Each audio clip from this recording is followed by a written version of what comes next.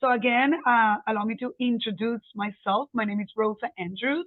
I'm the Communications and Outreach Director here at NAMI Miami-Dade. I'm lucky enough to be able to do this as the experts and have amazing experts like tonight join us and help us educate ourselves and our community in different topics, different mental health conditions and diagnose and other things that help us be there for each other in a way that it's, not judgmental without, the stigma and learning, right, about all the different conditions and symptoms and treatments and all this very important information. So I want to make sure that so we can keep this on the time frame that we have. I'm going to allow, after my introduction, Dr. Buxani to do her presentation. The chat is always open, so please feel free to ask any questions while we're going through the presentation, or I'll ask you to mute yourself. And then at the end, there's going to be a couple minutes so you can unmute yourself and share and ask any question that you may have. So with that, we are very excited.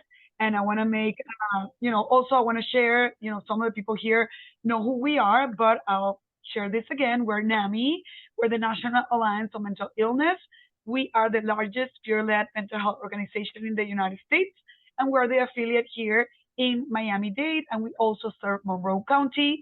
We have many free programs. We have free support groups for peers with a mental health condition or a mental health struggle, and for family members, caregivers, and loved ones. We have educational programs for peers and family members.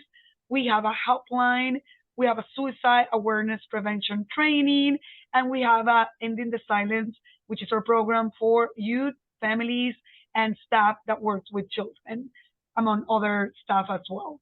So we have a lot of programs, and I'll make sure through the chat at the end, I will share our website, some of our upcoming events. We do have a QPR coming up tomorrow that you can join, and everything we do is completely free. So I just want to make sure that you guys have all that information and that you're always free to reach out. I'll put my email as well as our website and our helpline too at the end of this speaker meeting. So I'm going to make an introduction of our expert tonight. I'm extremely excited to have her here and for her to take her time to join us and to help us educate our community. So tonight we have Dr. Rachna Buxani-Mirpuri, and I practice the name and last name. Thank you. She's a licensed mental health counselor practicing in Florida and the founder of Buxani Counseling Care. She also has an established career as a counselor in Dubai and the Cayman Islands, and continues to help international clients via HIPAA-regulated video conferencing as a board-certified telemental health provider. She has practiced as a counselor for almost 20 years, nationally and internationally, in government, private practice, and school settings. Her approach to helping provides an empathetic, non-judgmental, and safe environment for clients to heal and become resilient through the therapeutic process. This resilience-based, client-centered approach to therapy allows her to empower clients to reclaim the inherent strength that lies within them. She aims to provide affordable quality mental health support so that no individual or family suffers due to lack of access to such help.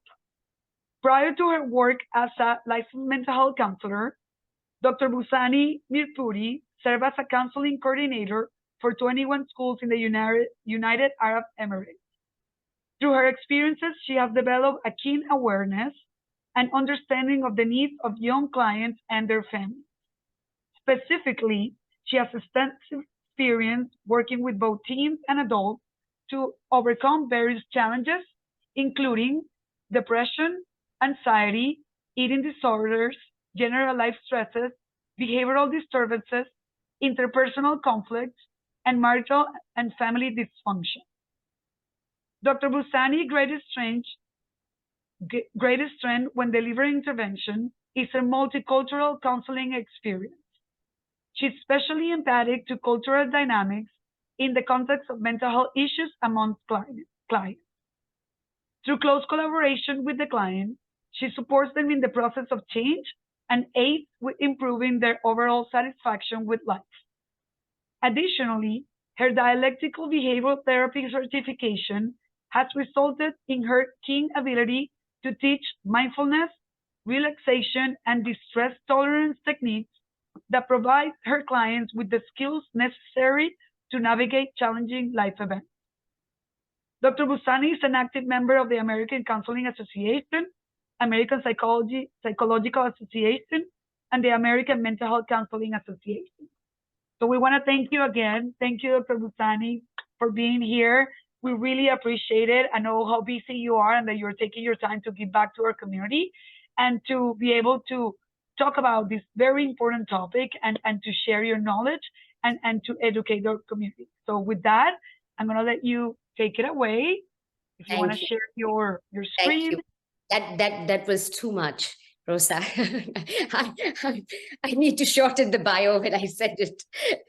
So, but I do appreciate it. I'm actually then going to skip through one of my slides that I have because I have that too.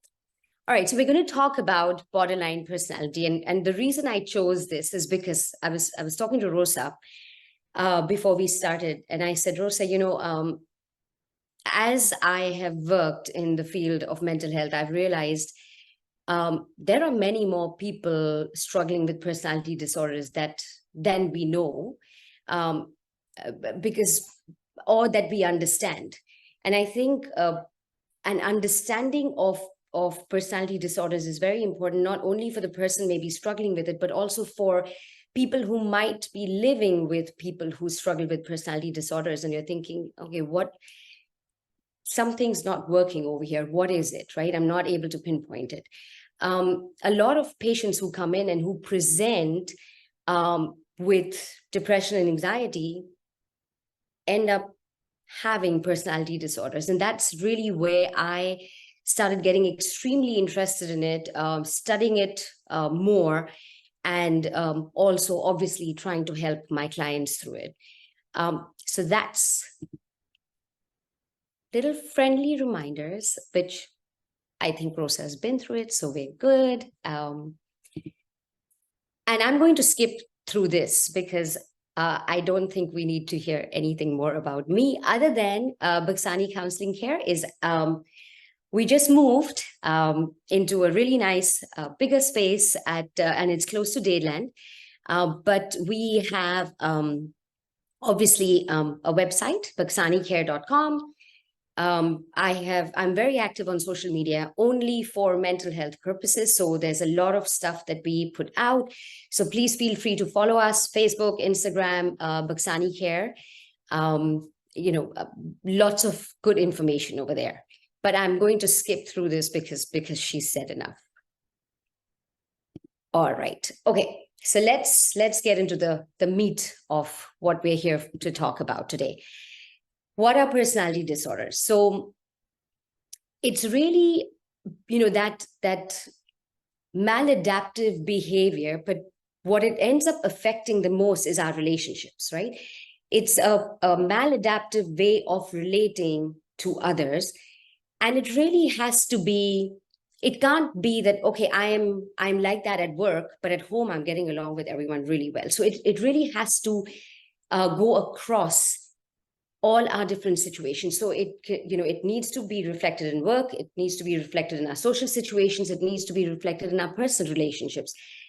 And I think what's key about the cluster B, and we'll talk about the cluster B, and so personality disorders in the DSM, again, our guiding light, are broken down into 3 clusters, A, B, and C. We find the cluster B being some of the most challenging, only because there is a lot of misinformation surrounding it. There's a lot of stigma surrounding it.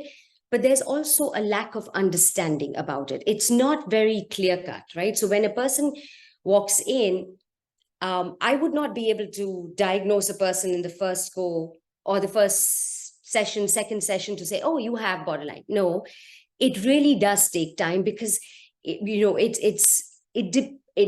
kind of comes through in the interactions that our clients are having with us, in addition to what we're hearing about their interactions with other people. And what it affects the most is your sense of self. I will explain that in more detail, right, when we get into borderline and what that identity crisis sort of is. But when we talk about cluster B, it's the clients that we see who struggle with cluster B, which is borderline personality, antisocial personality disorder, narcissistic, and histrionic. These are the 4 that make up the cluster B in the DSM. And really what we see is an extreme emotional dysregulation. I have clients who in a 50-minute session can go from crying to happy to really agitated to then curling up in a fetal position. I will see it all in that 50-minute, right? So they really have a difficult time regulating emotions. They can be combative in their interpersonal relationships. They can be dramatic. So when we have clients like that, that's what makes it sometimes challenging, or why they're labeled as challenging, right? Which I don't consider them to be. But that's why, again, some myths or some misinformation, that's why, they're considered, oh my gosh, this is a person who has too much chaos and drama. So because they present that way. What are the causes for personality disorders? It's always nature and nurture, right? Like every mental illness is a combination of obviously genetics. And then in this case, it's really abuse and an invalidating early environment. So if you a client comes from a family that they have maybe not been abused, but really just the put down, so emotional and verbal abuse, or just neglect, that your needs you're invisible.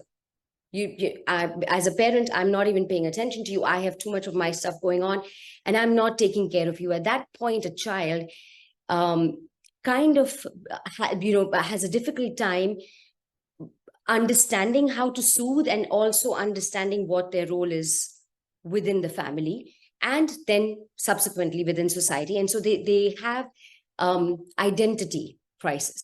And that's what some of the causes of personality disorders are. All right, so what's borderline? We're going to talk about the 9 traits that the DSM talks about. But if I had to really concise it for you guys, it is this, right? It's an instability of mood, behavior, relationships, and sense of self. And the hallmark is that instability, that I don't feel, I don't know who I am, right? And this presents in various forms. And when we talk about the traits of borderline personality, you'll see how this sense of self really comes out and comes across. But it's that extreme instability of mood, which causes the behavior, right? Because if I am extremely anxious, I mean, I have clients, some young clients who are in their 20s, who are diagnosed with borderline. And, if they get triggered for some reason, they have such a difficult time controlling that level of anxiety and thus then reacting to it, which is where that behavior comes from.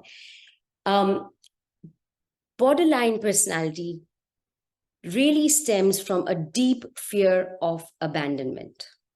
And we're going to talk about that and why somebody might feel abandoned, because this is also very confusing, because I've had clients who, eventually have diagnosed as borderline and they say, okay, but my parents never left me, they never like physically abandoned. And it doesn't have to be, it could be an emotional abandonment, right? Because if I'm being hit by my father, if I'm being abused by my parent, whether that's mom or dad, I'm emotionally abandoned, because we don't expect our caretakers to do that, right? So that abandonment is really, really deep ingrained in people with borderline personality. And of course, the impulsivity of behavior and emotions. And I will give you all tons of examples to to clarify. But please, as we go along, and I was telling Rosa, let's have a dialogue. And she said, no, Dr. Buxani, we cannot do that, because then there will be, we'll have chaos and noise from everywhere. But please keep asking questions, because she will ask me, of course, we will do the question answer later. But if there's something that you want, you're urging to ask me while we're doing this, please just put it on the chat and Rosa can ask me.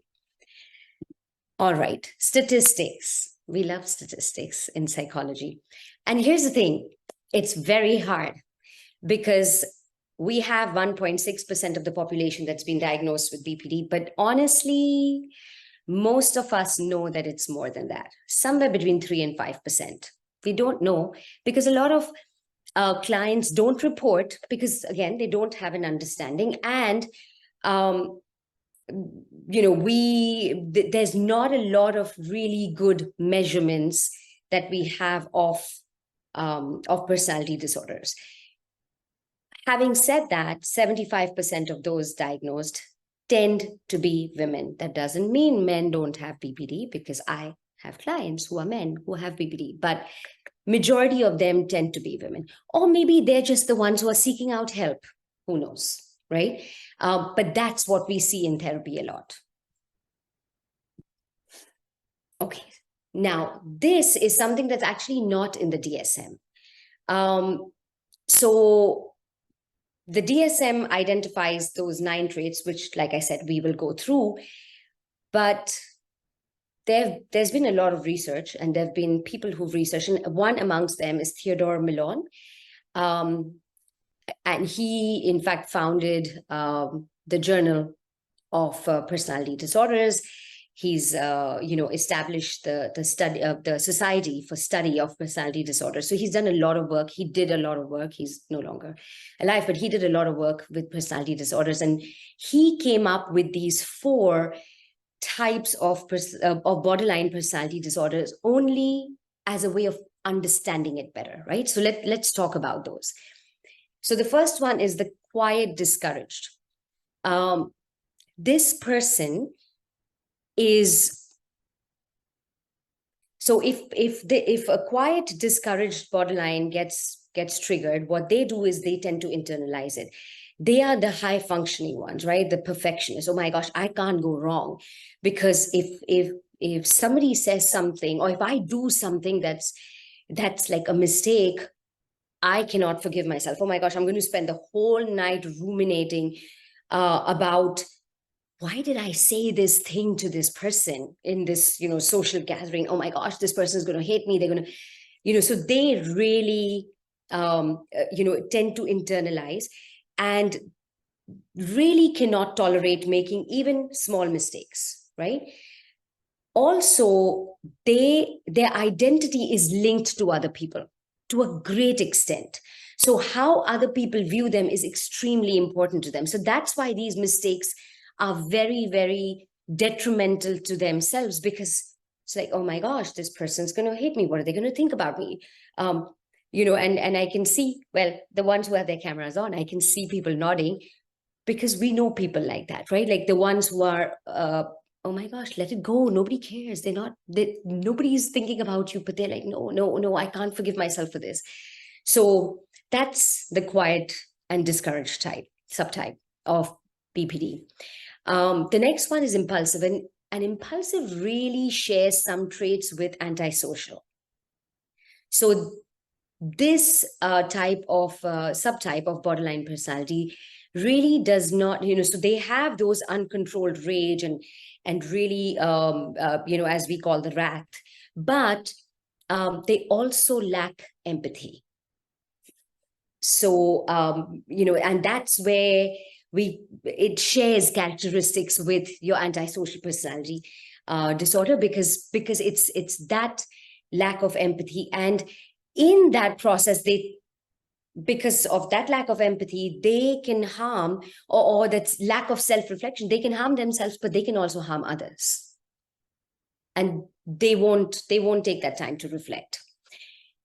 The petulant borderline, that's think about passive aggressive, stubborn, socially immature, right? Attention-seeking person. It's and I see in my practice, I see a lot of the I see the quiet discouraged, but I see a lot of the petulant borderlines, because they really tend to get extremely depressed. They feel worthless as adults because as children, their needs have never been met. So they grow up to be extremely sensitive to their relationships. They also display rage, but really it comes from that sadness, a really deep sadness, because it's like, hey, pay attention to me, pay attention to me. Why aren't you paying attention to me? And because of that, because of their neediness, sometimes they can come across as being socially immature, or they are the ones who will be, oh, really? You're going to leave me? Wait, I'm going to leave you first. I'm not even going to give you a chance. Watch me walk out that door, right? So think about, the person who's again, fear of abandonment, but also passive aggressive, that, okay, I want nothing to do with you. Today you've upset me.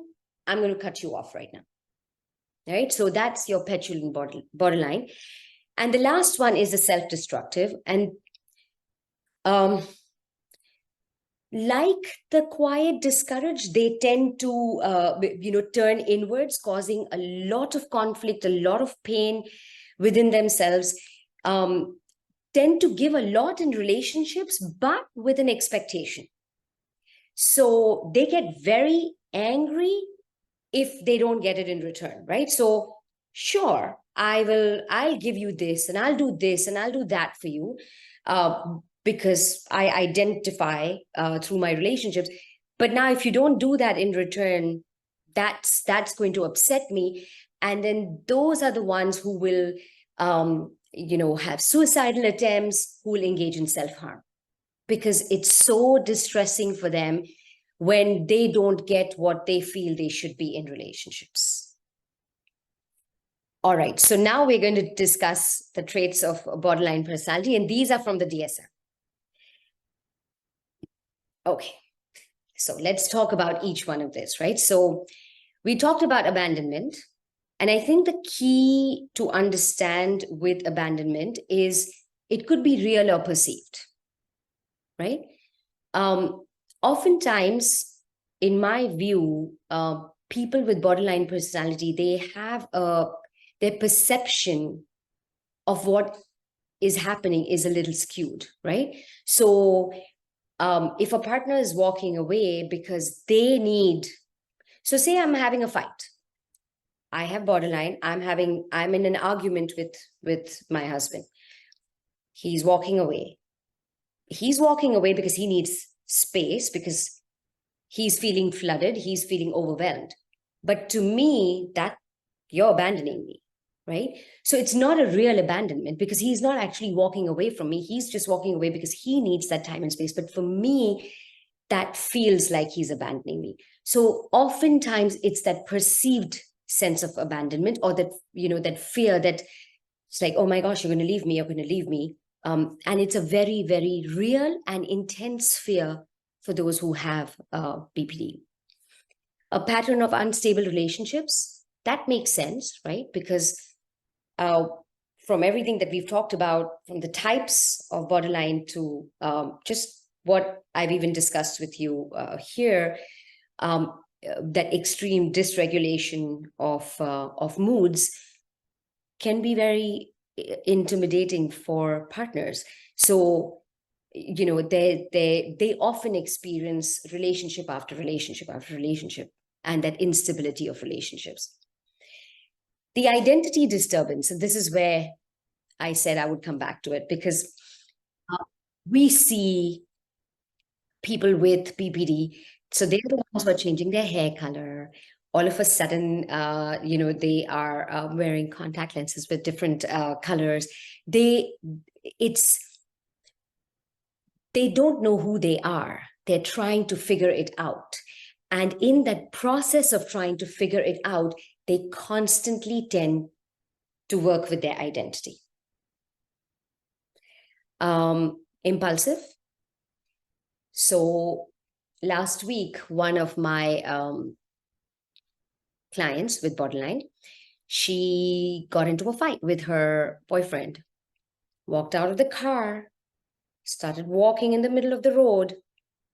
It was dark. She was alone. Not a very smart thing to do. But again, that pain, that anxiety that they feel is so intense that really they're trying to cope with it. And to be able to cope with it, they sometimes engage in very risky behavior. Now, that's when I'm triggered. But sometimes borderlines will also engage in risky behaviors just because they want to be accepted. They want to, so we see people with BPD have substance abuse issues sometimes. So things that obviously are not good for them, but again, everything as a means of, I don't know who I am. I'm trying to figure this out. I'm trying to deal with this intense pain. And this is a way of numbing myself. So they will engage in risky behavior. They have a high rate of suicide attempts, especially the self-destructive ones from Dr. Milan. So because they're so hard on themselves and it's so hard for them to understand why somebody would not reciprocate in kind what they're doing, they will tend to harm themselves. And like it says, so that they don't feel that abandonment, right? And it could be a perceived abandonment. Remember, we spoke about that, but it's just dealing with the pain. They have frequent mood swings. I think we should take a minute to talk about this because one of the things, and this, it drives me absolutely crazy because there are so many people with borderline personality who are actually diagnosed with bipolar, who are then getting medicated for bipolar disorder. And really, that's not what's going on, right? So first of all, bipolar is not a personality disorder. It's a mood disorder. It comes in a whole different section of the DSM. Why those two get confused sometimes is because of this. Because we see frequent mood swings of that, okay, I'm happy, but then I'm irritable, and then I'm angry, and I'm sad. People, and sometimes even clinicians, tend to misdiagnose people with having bipolar. What is the difference? One key difference. A person with bipolar is not going to show the mood swings in one day.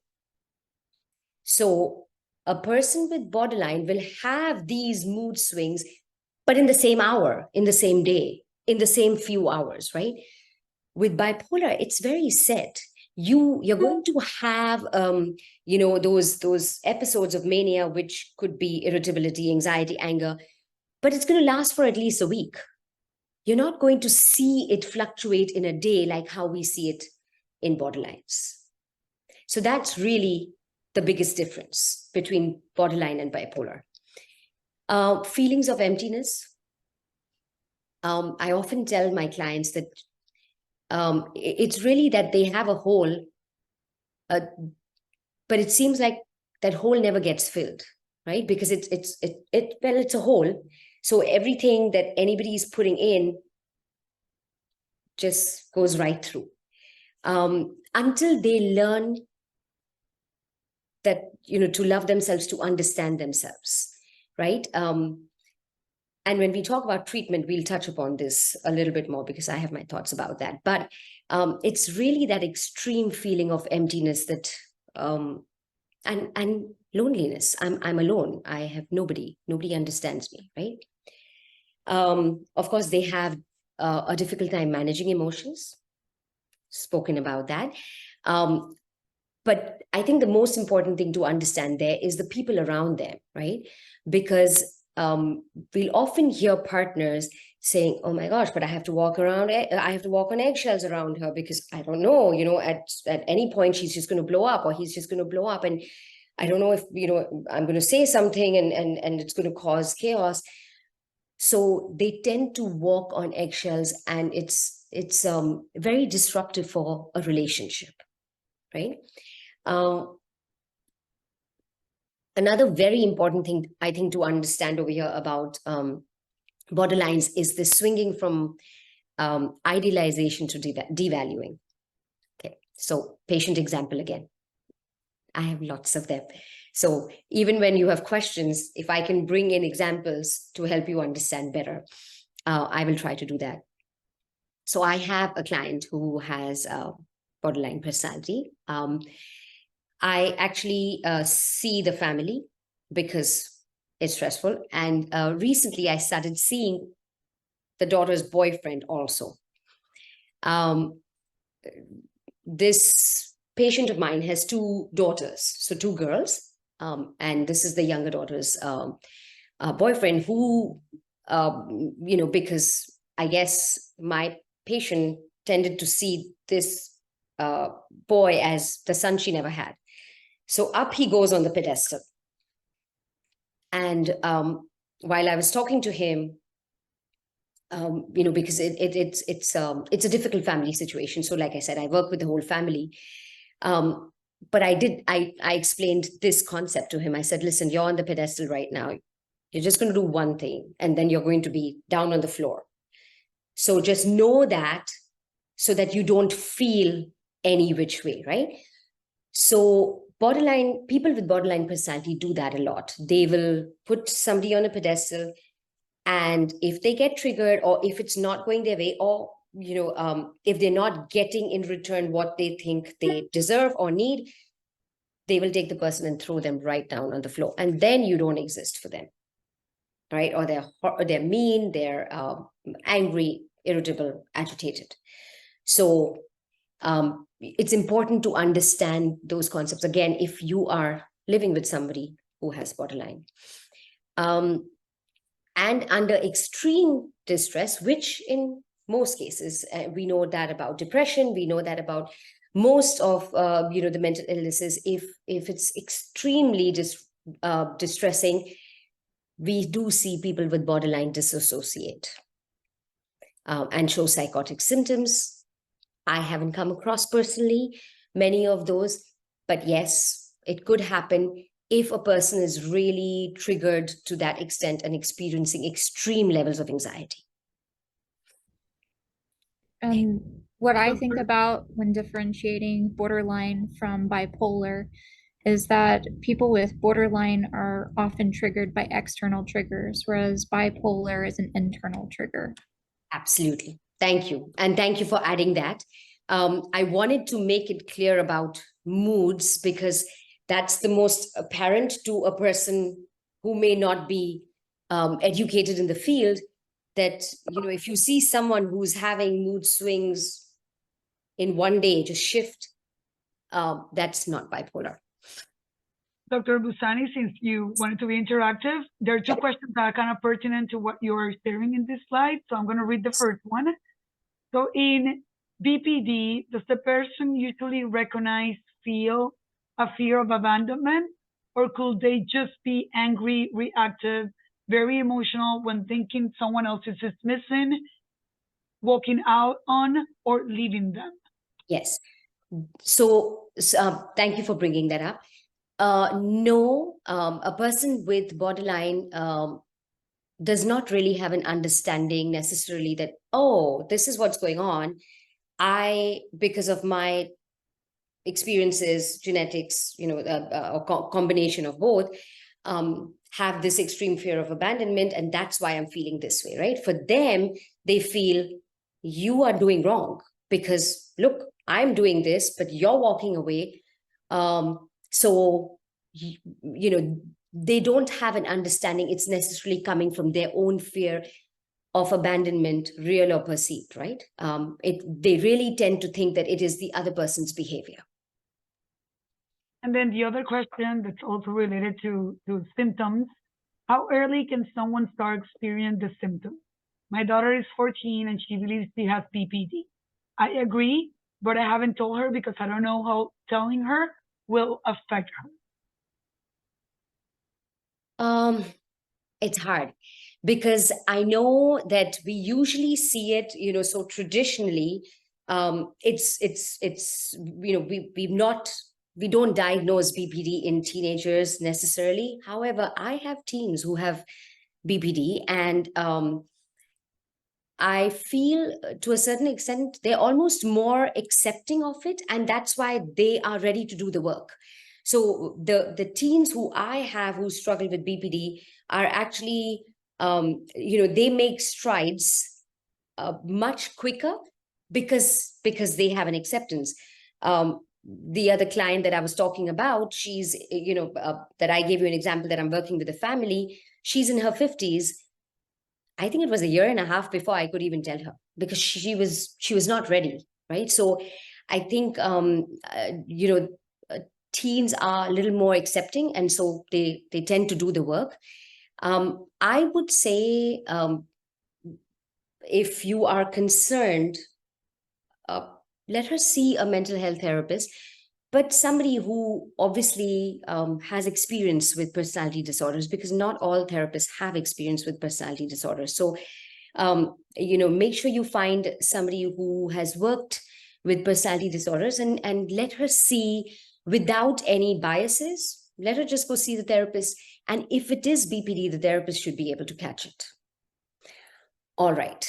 And I wanted to put this in because I know that we, when we spoke to Rosa, we said, okay, is this who's the audience of this presentation? And it was not only, it was going to be some therapist, but it was really general audience, and that's why I wanted, because it is really difficult to live with someone with a personality disorder.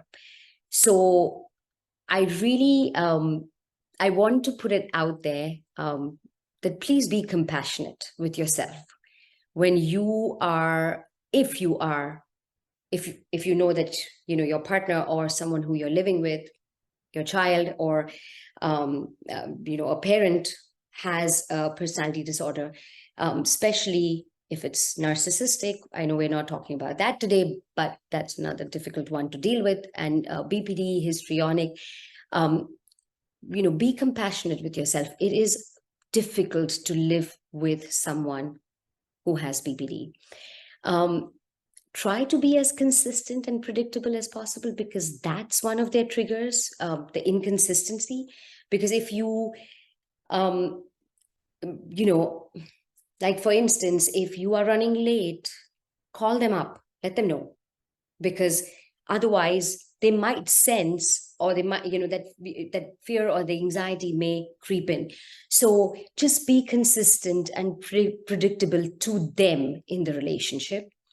Of course, seek, encourage them to seek out treatment gently, and please seek out therapy for yourself.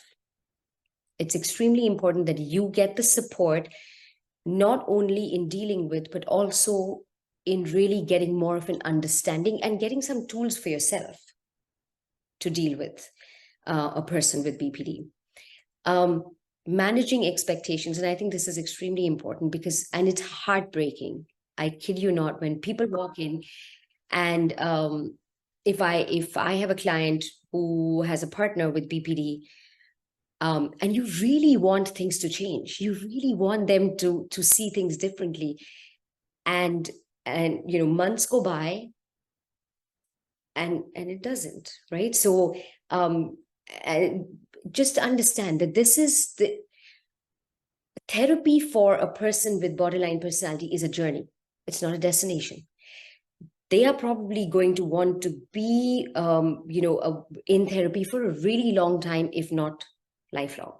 And, consistently keep getting those tools, consistently keep working on those identity crises, and primarily on loving and accepting themselves, which is really hard for them to do. So, manage your expectations of what this person is actually going to be able to achieve, even with therapy, and how long this process might be for them. Educate yourself.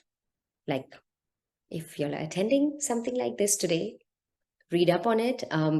There are some really, really amazing psychologists who have dedicated their lives to working with and understanding personality disorders. Try to understand it as much as possible for yourself. And most importantly, do not tolerate abuse, because you tolerating abuse is enabling the person with a personality disorder, right? Because they're not going to know that it's not okay. So it's very important for people who live with people with personality disorders not to tolerate and to have very, very strict boundaries around their relationships, what is okay, what is not okay. Right? What are the treatments? As we know, dialectic behavior therapy, I'm sure, not. So Marsha Linehan is the founder. She developed dialectical behavior therapy, and the reason is that she actually struggles with borderline herself. I think it's an excellent treatment, but it's a very skill-based treatment, right? So I think it's excellent to give you tools of mindfulness, emotional dysregulation, distress tolerance, like just, you know, what can I do in the moment that I feel that way, right? Like, but I think that coupled with then some trauma-focused therapy, which, you know, your inner child work, really loving yourself, understanding yourself, that's extremely important. And of course, we have mood stabilizers as medication if needed. All right. That's us. Always know that there is help available. So, you know, never shy away from seeking help. You don't need to do this by yourself. You don't need to understand this by yourself. We are still understanding this, and we are in the field. It's complex. I think mental health in general is complex because you're dealing with human beings. It's not a formula. It's not an exact science. So, but just know that you have partners. You can partner and you can get support to help you through your journey. So thank you so much for this. Was so educational, right? And I know everyone that's here tonight has heard at some point a myth about borderline personality disorder, or have seen a movie that kind of portrays this in a way that is not accurate, and that, you know, it helps to kind of keep this stigma alive around mental health conditions. And we also always like to bring back that, you know, here at NAMI, and this is one of the most important work that we do, it's to make sure that we know that there are treatments and help and hope, and that you can have a mental health condition such as borderline personality disorder and achieve anything you want in life. But the more that you understand what those treatments are, and that we're all different, and, you know, what might work for me might not work for someone else, understanding those, you know, maybe symptoms or all that information that kind of make you seek help or seek support can help you through this journey. And we asked some of the questions what you were doing this presentation, but we have a couple more, so I wanted to kind of go into those questions. So we had a question that is there a more common attachment style for those with BPD in relationship? Anxious, avoidant, or disorganized? Anxious. So we do see people with BPD having a very anxious attachment style. And again, it makes sense, right? Because, and that's really the emotion that we see the most amongst borderlines. We see them struggling with anxiety because it's, you know, that fear of, oh my gosh, I'm going to lose this person. Oh my gosh, you know, what are they going to think about me? They're going to leave me. They're going to, you know, so we do see a lot of people with borderline having an anxious attachment. Okay, so we have another question too. Let me get to that one. Can you repeat the name of the person that wrote the book on BPD regarding to borderline personality? I'm guessing it was the 4 types. No, I'm sorry. You mentioned someone very famous, and I had heard her name before that Yes. had DBT. Had borderline, sorry, and I Yes, think she was a psychiatrist as well, but I had yes. heard her name before and I forgot her. So her name is Marsha Linehan. And she actually developed dialectical behavior therapy. Thereon, we've had other people who've twisted and turned and also have different versions of dialectical behavior therapy, but she was really the founder of DBT as a treatment form for people with borderline personality disorder. Some of my other favorites, I mean, I love some of the work that Theodore Millon has done in understanding personality disorders. And then there is one of my personal favorites is Dr. Ramani. She, she's a psychologist from California, done a lot of work also with personality disorders. And she has a lot of her podcasts around. So there's a few people, that and there's more than that. But these are a few names for you to start with. But yes, DBT as a technique was developed by Marsha Linehan. Thank you. No problem. Thank you. So there's another question also. How you differentiate narcissism from BPD? You kind of brought that those. Yeah, I have a few questions related to this topic. Yeah. Olivia, go ahead if you want to ask those questions too. Yes. So one Want me to is answer this one though? Or no, or you want me to wait for the narcissist? yeah, I was going to ask the questions myself. Oh, okay. So first of all, how do we differentiate narcissism versus borderline? Are feelings of emptiness and identity disturbance the main differentiating traits? That's my first question. Yes, and you see, other than your the impulsive BPD, generally people with borderline personality will have a sense of empathy. They're not devoid of empathy. A narcissist really finds they really don't have empathy. It's that extreme lack of empathy. But those two disorders are sisters, and I was explaining to Rosa before we hopped on that they sometimes it's like pulling hair, because Yeah. they share so many traits. But I think one of the things that really sets them apart is that extreme lack of empathy that we see in a narcissist.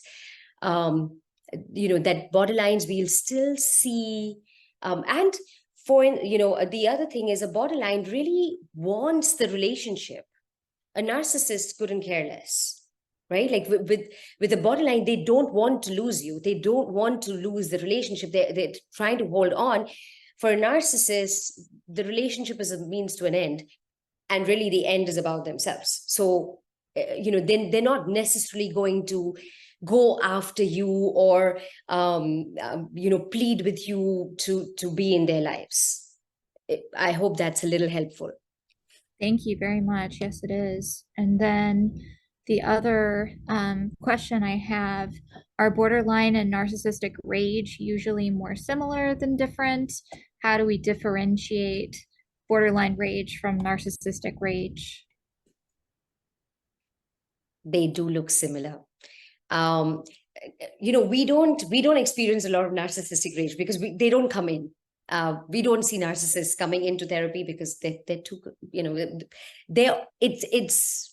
it's hard to get a narcissist to come in. The only time we see them is if it's in a couple situation, and the wife has said, no, you need to come, and then they come in and say, okay, fix her. That's when you see the narcissist.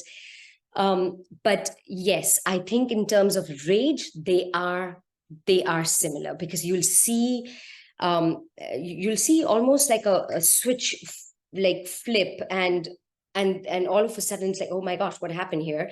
And it's scary sometimes to see that. Thank you very much. One other question I have is related to splitting. Whereas a narcissist will just be mean and vindictive and completely not care.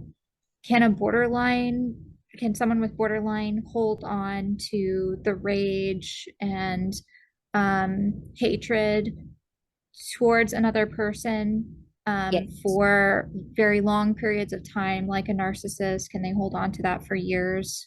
No, I think, and that's different for both of them. So a borderline can hold on to it, but not as long as a narcissist will, right? At some point, they will come around because, like I said, they do have some level of empathy, and plus, their identities are so built in to their relationships that they really don't want. I mean, they fear losing relationships, so they're not going to necessarily hold on to it.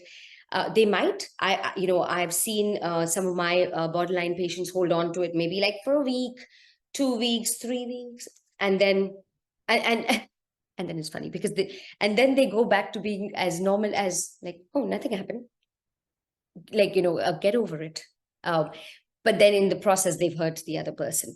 So I absolutely believe they're different over there. A narcissist, while can hold on for years, because for a narcissist, their thought process is, you did wrong, I'm going to punish you, and your punishment is going to be my silent treatment. So you don't exist for me, but that's a form of punishment. Borderlines don't think that way. They don't go about trying to punish.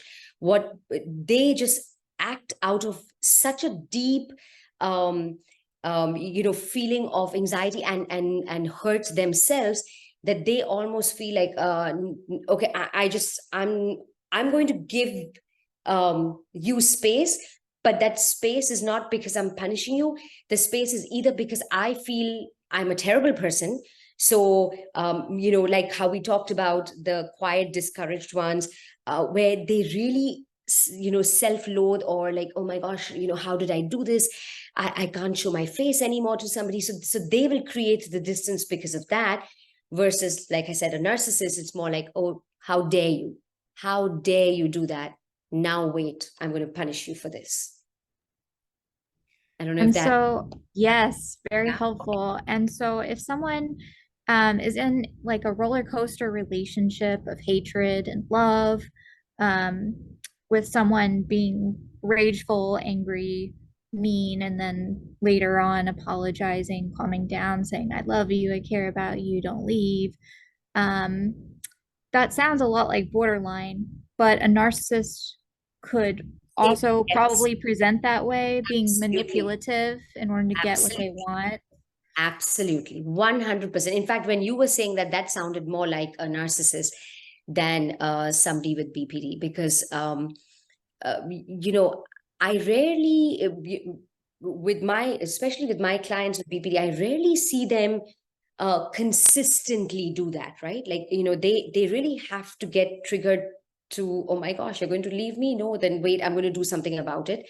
Versus for a narcissist, it's about meeting their needs. How can I get this person to meet my needs? So their cycle of abuse is really, more apparent. And what you were talking about, Olivia, sounds like to me more narcissistic. Thank you, Dr. Thank Buxani. you. Now it's 7. Don't Thank worry. you, Olivia, for your question. Olivia, email me. I'll answer you more questions if you need. It's Thank you so 7:30. much. Thank you, Olivia. 7:32, and we have one more question, so I want to get to that one. Do you Sure. feel enthusiastic about someone with borderline personality being able to maintain a long-term job with therapy, or is this ultimately very difficult for them? No. A job, absolutely, 100% they can maintain. They can even maintain relationships just as long as, I think the biggest thing is that acceptance of, okay, this is what's happening. Because I feel like something clicks almost within a person once they get that acceptance. Because then when I'm reacting, I can actually take a step back and say, okay, hold on, where's this chaos coming from? Is this really from this situation? And I have seen borderlines go on to have successful relationships and definitely successful work situations, as long as they commit to, working on themselves. Thank you, Dr. Buxani. I think that's the best way to end this Ask the Expert, because we know that if you do, find support and help, and make sure that you seek treatment if needed, whatever that treatment is, you can live a very meaningful and successful life. And that's something that's very important for us to always Absolutely. share when we talk Absolutely. about, mental health conditions and mental health struggles. So thank you so much, everyone. Thank you for joining us and taking your time to be here with us. And any questions, you can reach out to us at any time or work line. My email, rosa@namimiami.org, and you have Dr. Buxani's contact as well. Thank you so much. Have a great night. Thank you.